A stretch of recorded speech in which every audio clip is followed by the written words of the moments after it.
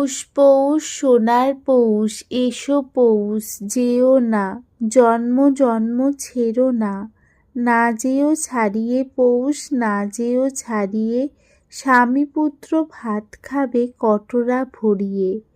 পৌষ পৌষ সোনার পৌষ বড় ঘরের মেঝেই বোস, বড় ঘরের মেঝে ভরে 52টি পৌটি বসে। সোনার পৌষ এসো পৌষ যেও না জন্ম জন্ম ছেড়ো না। নমস্কার দর্শক বন্ধুরা, কেমন আছেন সবাই? আমার আরও একটি নতুন ভিডিওতে আপনাদের সকলকে স্বাগত জানাচ্ছি। পৌষ মাসে মকর সংক্রান্তির দিন ধান্য লক্ষ্মীর পুজো করা হয়। এই ধান্য লক্ষ্মী হলো আমাদের যে নতুন ধান যে ঘরে ওঠে পৌষ মাসে, তা তো এই সকল কিছুই মা লক্ষ্মীর কৃপাতেই হয়। তো সেই কারণে এই নতুন ধানের ওপর মা লক্ষ্মীকে বসিয়ে মা লক্ষ্মীর আরাধনা করা হয়। গ্রাম বাংলার প্রতিটি কৃষক পরিবারে খুব ধুমধামের সাথে, খুব সাড়ম্বরের সাথে এই ধান্য লক্ষ্মী পুজো করা হয়। এই ধান্য লক্ষ্মী পুজোকে অনেকে লক্ষ্মী আগলানোর পুজোও বলা হয়, অর্থাৎ মা লক্ষ্মীকে গৃহস্থের ঘরে ঘরে বেঁধে রাখার জন্যই, তাকে আমাদের ঘরে ধরে রাখার জন্যই এই পুজো করা হয়। তো আসুন আজকে আমি আপনাদেরকে দেখাবো পৌষ সংক্রান্তির দিন কিভাবে বাংলার ঘরে ঘরে ধান্য লক্ষ্মীর পুজো হয়, ধান্য লক্ষ্মী পুজোর জন্য কি কি উপকরণের দরকার হয়, বা কিভাবে এই ঠাকুর পাতা হয়, ধান্য লক্ষ্মীকে কিভাবে পাতা হয়, কি কি উপকরণ দিয়ে ধান্য লক্ষ্মী সাজানো হয়, সেই সব কিছুই আমি আজকে আমার এই ভিডিওতে দেখাবো। আর এই ধান্য লক্ষ্মী পুজোর জন্য গ্রাম বাংলার প্রতিটি ঘরে ঘরে বিভিন্ন ধরনের নিয়ম রীতি আচার পালন করা হয়। তা হতেই পারে এক একজনের থেকে এক একজনের নিয়ম কিছুটা আলাদা হতেই পারে। আর আমার এই পুজো, এই ধান্য লক্ষ্মী পুজো, তা পুরোটাই আমি শিখেছি আমার মায়ের থেকে। কারণ আমাদের বাড়িতে আমি ছোট থেকেই দেখে আসছি পৌষ মাস, ভাদ্র মাস, চৈত্র মাসে মা লক্ষ্মীর পুজো করতে, ধানের লক্ষ্মীর পুজো হতে। তো এই সব কিছু রীতি নিয়ম বা কি কি আচার এখানে রয়েছে, এই পুজোয় রয়েছে, তা সব কিছুই আমার মায়ের থেকে শেখা। আমি সেইভাবেই আমি আপনাদেরকে আজকে দেখাবো যে কিভাবে ধান্য লক্ষ্মীর পুজো করা হয়। তো আসুন ধান্য লক্ষ্মীর পুজো শুরু করা যাক। পৌষ মাসে ধান্য লক্ষ্মী পুজোর জন্য 5 পো বা 1 কিলো 250 নতুন ধান নিতে হবে, এবং এই নতুন ধানটি আপনি বাজার থেকে নিয়ে আসার সাথে সাথে নতুন ধানটিকে আপনি খুব ভালো করে পরিষ্কার করে নেবেন। কালো কালো যে সকল ধানগুলি রয়েছে সেইগুলিকে বেছে আলাদা করে রাখবেন, দিয়ে বাছাই করা নতুন ধান দিয়েই কিন্তু মা লক্ষ্মীর পুজো করা হবে। আর রয়েছে আমার ধানের ছড়া রয়েছে, আমি যখন ধান্য লক্ষ্মীর জন্য এখানে সাজাবো সেখানে আমি এই ধানের ছড়াটিকে দিয়ে দেবো। আর রয়েছে আমার মা লক্ষ্মী, ছোট মা লক্ষ্মী। এই মা লক্ষ্মী সবসময় হাঁড়ির মধ্যেই থাকে, মা লক্ষ্মী হাঁড়ির মধ্যে ধানের মধ্যেই রাখা থাকে, এবং বিশেষ বিশেষ পুজোতে পৌষ মাস, চৈত্র মাস, ভাদ্র মাসে ধানের লক্ষ্মীর পুজোতে মা লক্ষ্মীকে ধানের ওপর রেখে আমি পুজো করি। তো মা লক্ষ্মী রয়েছে, আর কি কি উপকরণের দরকার লাগে সেই সকল কিছু আমি সাজাতে সাজাতে আপনাদেরকে বলবো। প্রথমে আমি সিংহাসনের ওপর একটি লাল কাপড় বিছিয়ে নেব। তো এই লাল কাপড়ের ওপরে আমি ধানটিকে সাজাবো। তো প্রথমে সিংহাসনটিতে আমি ভালো করে আলপনা দিয়ে নিয়েছি, আপনারা দেখতে পাচ্ছেন। তো তার ওপরে আমি লাল কাপড়টিকে বিছিয়ে নেব। লাল কাপড়টিকে বিছিয়ে নিচ্ছি।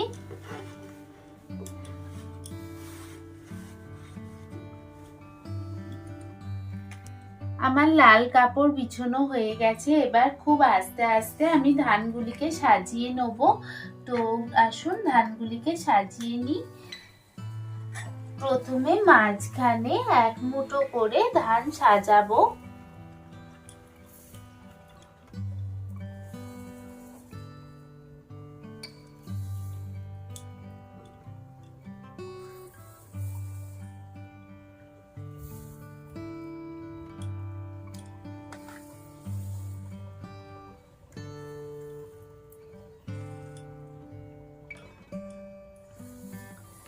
চারধারে ধান সাজিয়ে নেব।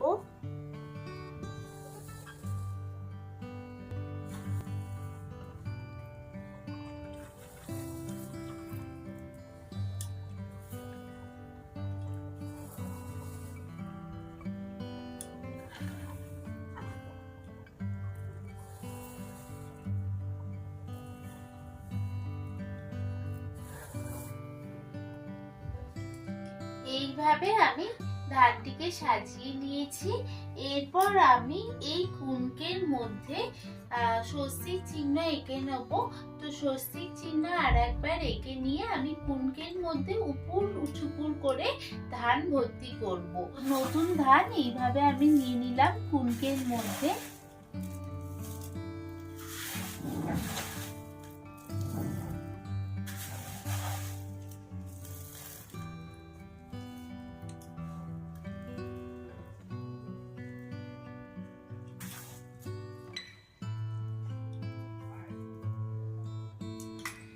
এইভাবে কুনকের মধ্যে নতুন ধান নিয়ে আমি এইভাবে কুনকিটিকে বসিয়ে দেবো।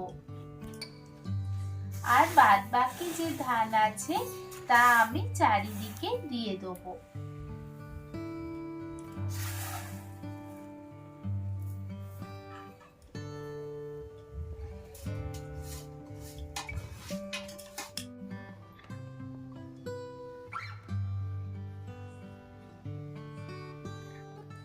এরপর আমি গাছ কৌটো নিয়ে নিলাম।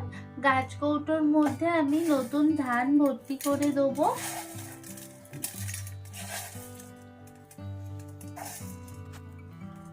নতুন ধান ভর্তি করলাম, একটি টাকা দিলাম, আর আপনারা একটি সোনার উপর টুকরো চাইলে দিতে পারেন। তো এইটি দিয়ে আমি এটি এবার লক্ষ্মীর আসনের সামনে এখানে বসিয়ে দেবো। গাছ কৌটোটিকে সাজিয়ে দিলাম।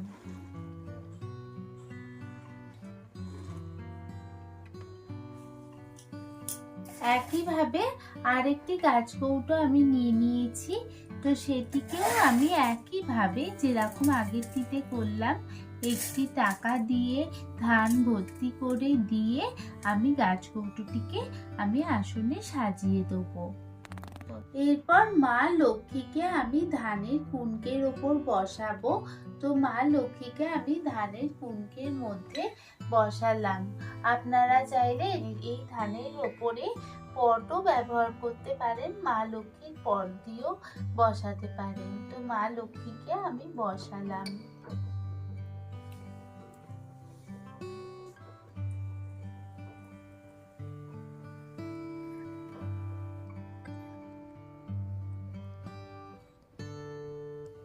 সিঁদুর কৌটোটির মধ্যে নতুন ধান এবং একটি টাকা দিয়ে একইভাবে আমি সিঁদুর কৌটোটিকেও মা লক্ষ্মীর নিচে এখানে আসনে বসিয়ে দিলাম। মা লক্ষ্মীর পুজোয় কড়ি তো অবশ্যই লাগে, বিশেষত ধানের লক্ষ্মী পুজোতে বড় বড় কড়ি লাগে। তো আমি 5টি কড়ি এইভাবে আমি সাজিয়ে নেব। ধানের মধ্যে দিয়ে 5টি কড়িকে আমি সাজিয়ে নেব। তো এইভাবে গাছ কৌটোগুলির পাশে পাশে আমি 5টি কড়ি দিয়ে সাজিয়ে নিলাম।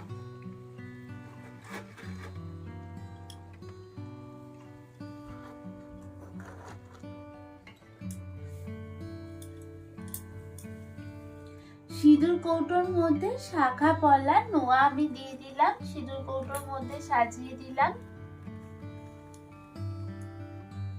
কাঠের পেঁচাগুলিকে আমি এইখানে সাজিয়ে দিলাম। মা লক্ষ্মীর বাহন পেঁচা আমি সাজিয়ে দিলাম।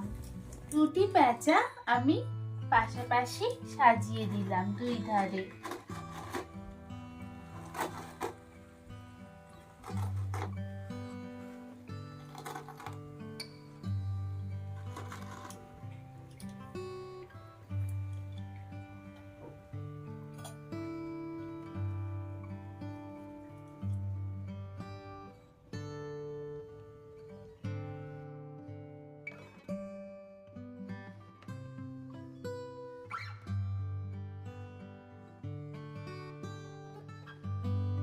এরপর মা লক্ষ্মীর মাথায় সিঁদুর দিয়ে দিলাম।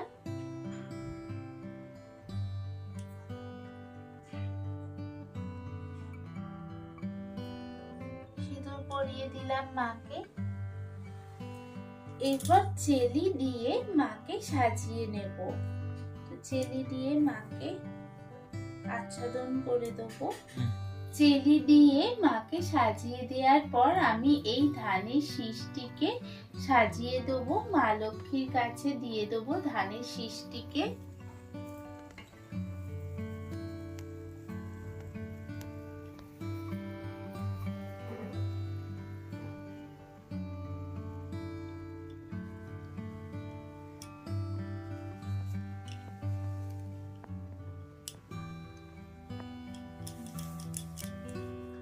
এরপর পুরো কুনকেটা জুড়েই ফুল দিয়ে মাকে সাজিয়ে নিলাম।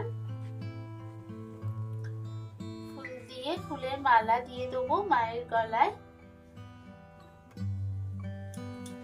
মা লক্ষ্মী রঙিন ফুল খুবই পছন্দ করেন, তাই রঙিন গাঁদা ফুল আমি মা লক্ষ্মীর কাছে দিলাম।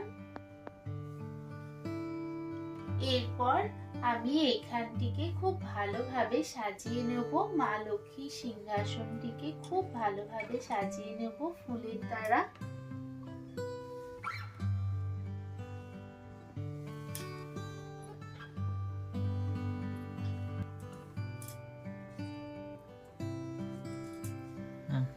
লক্ষ্মীর হাড়িটিকেও ফুল দিয়ে সাজিয়ে নিলাম।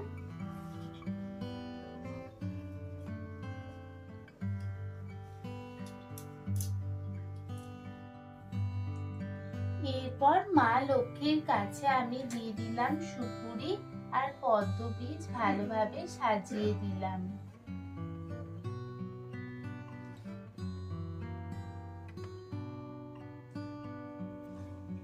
এরপর আমি ঘট স্থাপন করে নেব। ঘট স্থাপন করবার জন্য আমি এখানে প্রথমেই ফুল গাছের তলার মাটি নিয়ে নিয়েছি। ঘটের মধ্যে আমি স্বস্তিক চিহ্ন এঁকে নিচ্ছি।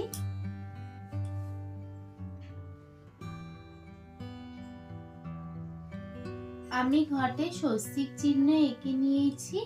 তো এবার ঘরটির মধ্যে জল দিয়ে পূর্ণ করে নেব। পরিষ্কার জল দিয়ে ঘরটিকে আমি পূর্ণ করে নিলাম। এরপর এই ঘটের মধ্যে আমি দেব সুপুরি, একটি কড়ি, হলুদ। এরপর 5টি বিজোড় সংখ্যার আম পাতা আমি নিয়ে নিয়েছি, আম শাখা। তো এই আম শাখাটি আমি ঘটের মধ্যে দিয়ে দেব।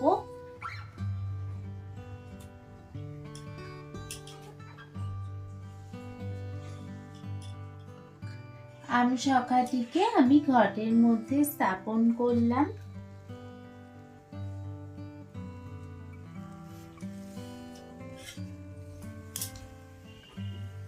আমার পিতলের আম শাখাটিকেও আমি সিঁদুর লেপন করে ঘটের মধ্যে দিয়ে দেব।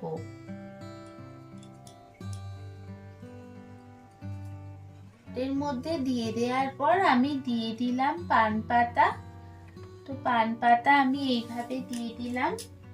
এরপর একটি কাঁঠালি কলা নিয়ে তার মধ্যে স্বস্তিক চিহ্ন এঁকে নেব।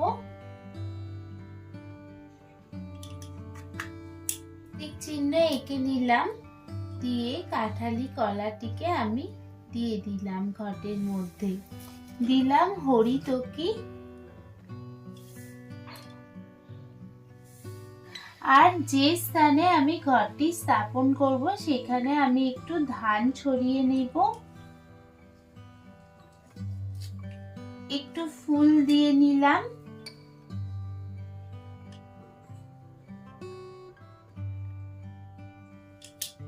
ধূপ দিয়ে দিলাম। ধূপ দিয়ে এবার উলুধ্বনি দিয়ে আমি ঘরটিকে স্থাপন করব।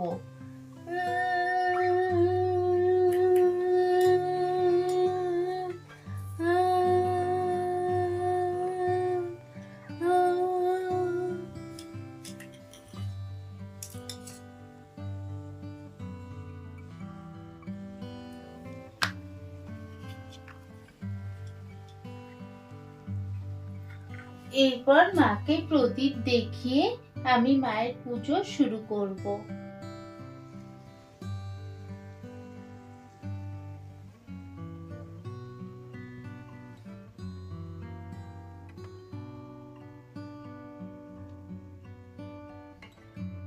এরপর হাতে ফুল এবং বেলপাতা নিয়ে আমি হাত জোড় করে প্রথমে গণেশ দেবতার উদ্দেশ্যে পুজো করে নেব। এতে গন্ধপুষ্পে ওম গণ গণপতায় নমঃ।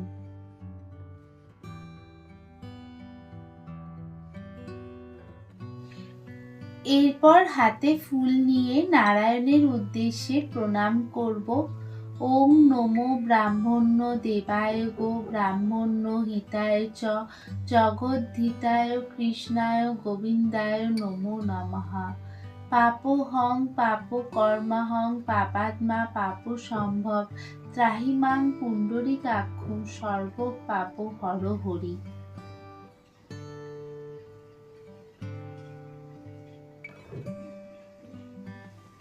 নারায়ণের উদ্দেশ্যে ঘটে ফুল নিবেদন করলাম। এরপর হাতে ফুল নিয়ে বলবো এতেই গন্ধপুষ্পে নমো শ্রীং লক্ষ্মী দেব্যই নমঃ।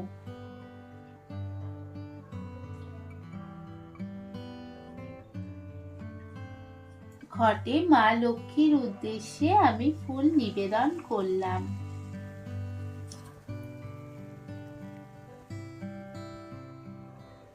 লক্ষ্মীর ঘটে ফুল নিবেদন করার পর হাত জোড় করে বলবো নমো বিশ্বরূপস্য ভাজ্যাসী পদ্মে পদ্মালয়ে শুভে সর্বত্রপাহি মাং দেবী মহালক্ষ্মী নমস্তুতে।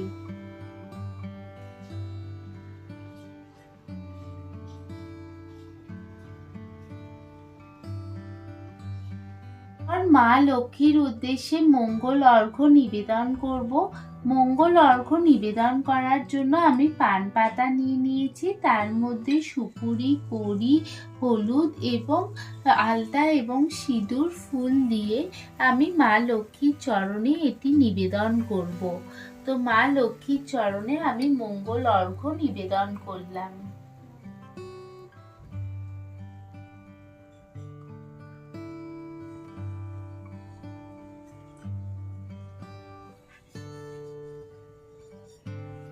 নবগ্রহের উদ্দেশ্যে আমি 9টি জায়গায় চাল কলা এবং বাতাসা দিয়ে আমি নবগ্রহের উদ্দেশ্যে নৈবেদ্য মাকে নিবেদন করলাম।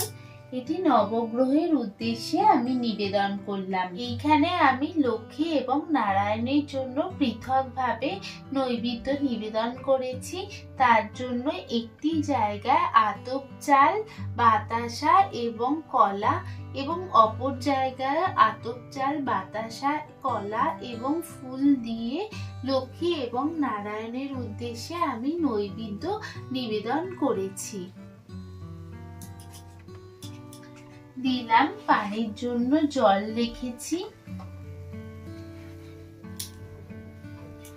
ফুল বিছিয়ে নিয়েছি, ফুলের আসন করে সেইখানে মা লক্ষ্মীর উদ্দেশ্যে মায়েরই পছন্দের কিছু দ্রব্য আমি মাকে নিবেদন করার চেষ্টা করেছি।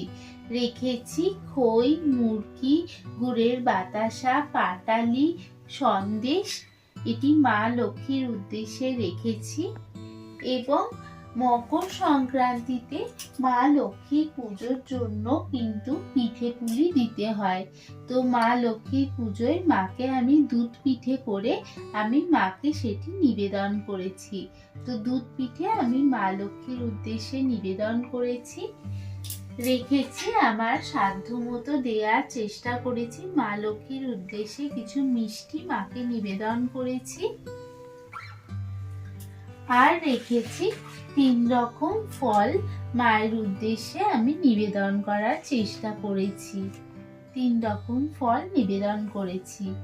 সবকটিতেই আমি ফুল দিয়ে সাজিয়ে নেব, দিয়ে মায়ের উদ্দেশ্যে সেইগুলি আমি নিবেদন করব। ফুল দিয়ে সাজিয়ে নিলাম সবকটি এবং মায়ের পানির জন্য জল রাখলাম। এরপর হাত জোড় করে মাকে প্রার্থনা করব, মা যেন আমার এই নিবেদন করা প্রসাদ মা যেন নিজে গ্রহণ করে। মায়ের উদ্দেশ্যে অবশ্যই প্রার্থনা করে নেব।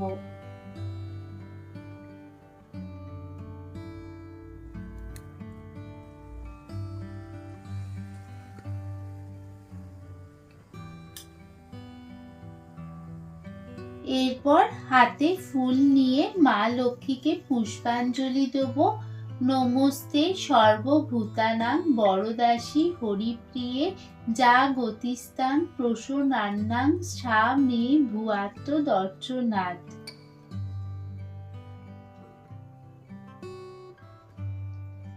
তিনবার মায়ের উদ্দেশ্যে এটি আমি বলে মাকে পুষ্পাঞ্জলি নিবেদন করব। এরপর মায়ের উদ্দেশ্যে আমি ধূপ দিয়ে আরতি করে নেব। প্রথমে ধূপ দিয়ে আরতি করে নিলাম। ভবারাধ্যা তুমি মাত কৃষ্ণ বিলাসিনী, জগৎ পালিকা তুমি বিশ্ব আরাধিতা, পদছায়া দানে ধন্য করো জগৎ মাতা, দুর্গতিতে পড়ে মাগো ডাকি তোমা আমি, তরাও এ দুঃখ হতে চরণে নমামি।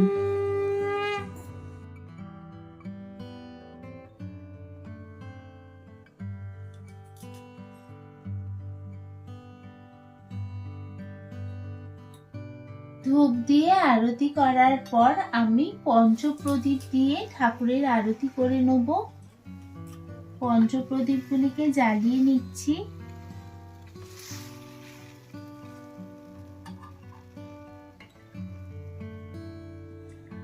এরপর পঞ্চপ্রদীপ দিয়ে ঠাকুরের আরতি করে নেব। পঞ্চপ্রদীপ দিয়ে আরতি করার জন্য প্রথমে চরণে মাকে দেখাবো আরতি, তো সেটি 4 বার দেখাবো। তারপর নাভিদেশে 2 বার এবং মুখমণ্ডলে 3 বার দেখিয়ে এবং সর্বাঙ্গে 7 বার দেখিয়ে মায়ের আরতি করে নেব।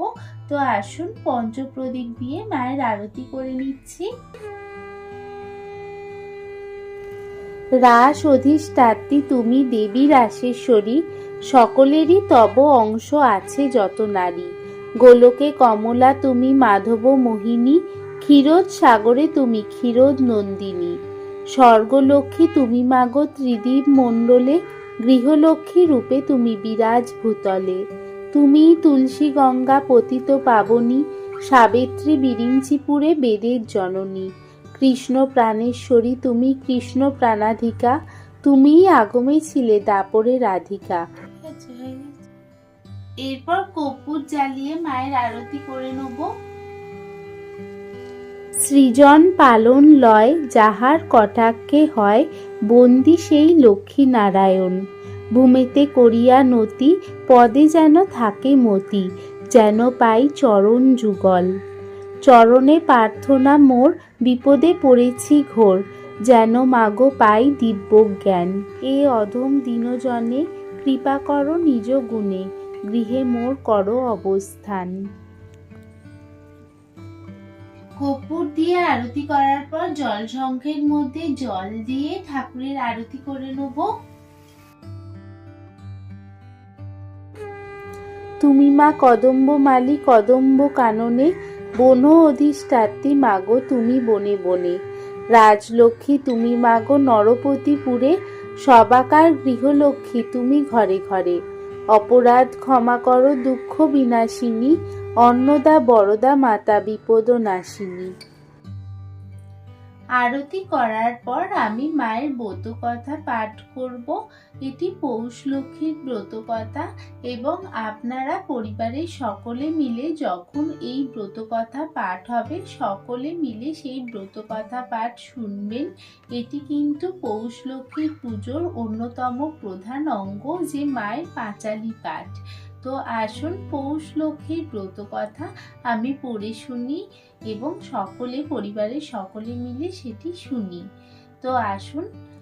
1 পুত্র 2 কন্যা লইয়া ব্রাহ্মণী, বিধবা হইয়া কাঁদে দিবস যামিনী, অনাহারে অর্ধাহারে দিন কেটে যায়, কন্যা দুটি ধীরে ধীরে ক্রমে বড় হয়, মার কষ্ট দেখি মেয়ে বলয়ে মায়েরে, চলো না মা যাব সবে মামাদের ঘরে, ভাতৃগৃহে আসে মাতা শিশুপুত্র লয়ে, বলে ভাজ ঠাকুরজি কি মনে ভাবিয়ে, বড় কষ্টে পড়িয়াছি ছেলে মেয়ে নিয়ে, এই দুর্দিনে দাও কিছু দরিদ্র বলিয়ে, যদি তুমি দয়া করে দাদার নিকটে দিতে মোরে বলো কিছু দারুণ সংকটে, ভাজ তারে বলে আর কি বলিব আমি, নীতি নীতি কাজগুলি করে দাও তুমি।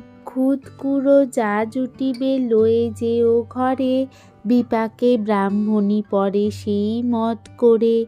কাজ সারি একদিন বলে বৌদিদি, গোটা কত লাউ পাতা দাও দিয়ে রাধি, ভাজ বলে ঢোলা ঢোলা লাউ এর পাতা, তোমার ভাইয়ের তা আছে গোনা গাথা, তুলিয়া মাথায় যদি দাও পাকা চুল, লাউ পাতা দিব আর গোটা কত ফুল। ননদ বলেন, কেমন লাগলো আমার পৌষ লক্ষ্মী পুজো তা জানাতে একদম ভুলবেন না। ভালো লাগলে একটা লাইক ও আমার চ্যানেলকে একটা সাবস্ক্রাইব করে আমার সাথে থাকবেন। সকলে ভালো থাকুন, সুস্থ থাকুন, সাবধানে থাকবেন। সকলে ভালো থাকবেন। জয় মা লক্ষ্মী, জয় জগন্নাথ।